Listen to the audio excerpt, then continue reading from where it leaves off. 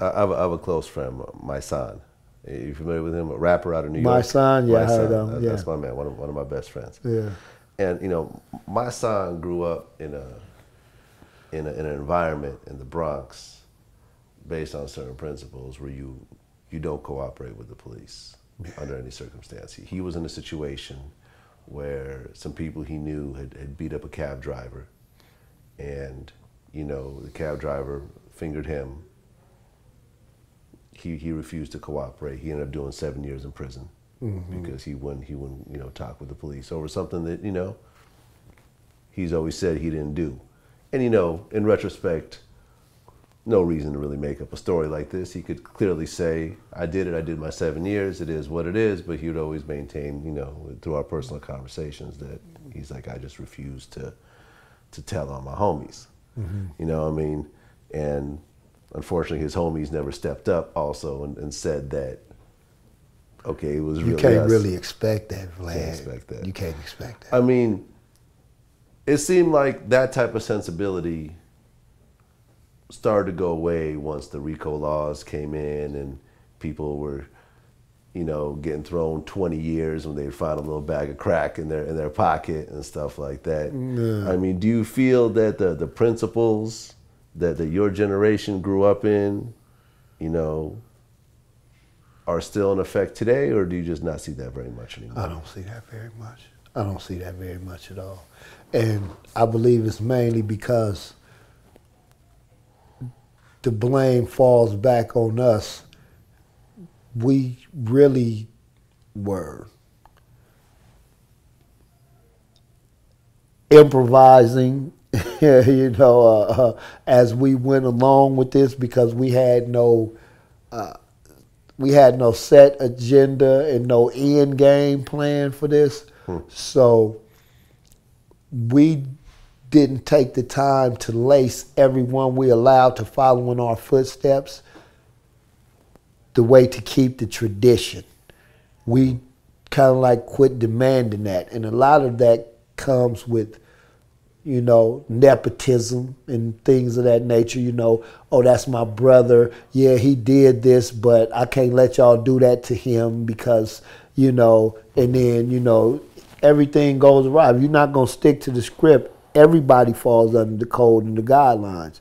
It's no exceptions. So once you begin deviating from the pattern, it's any structure is doomed to collapse.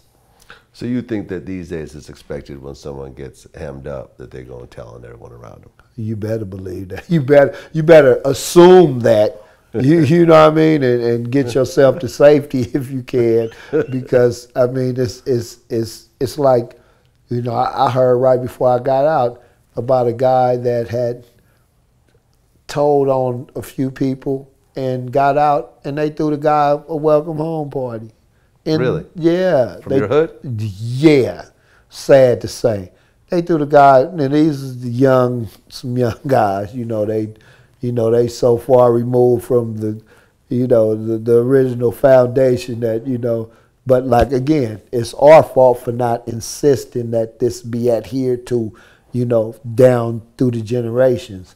And I was amazed. I was like, when this guy, he got a car, a truck, and, everybody like him. He's a likable person. But it was like, well, one of the other guys was suspected that he was going to tell, so he said, I told because they told me he was. I said, man, I'm not trying to hear all that, man. You told, bro. You checked out. That's your stamp. You tell, you punch an out ticket.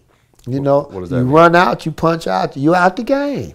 Okay. You out the game. You can't be no longer respected as a factor. You can no longer be acknowledged as a real one. You know what I mean? Because you stepped across the line, and that's not accepted. What would have happened 20 years ago to this guy?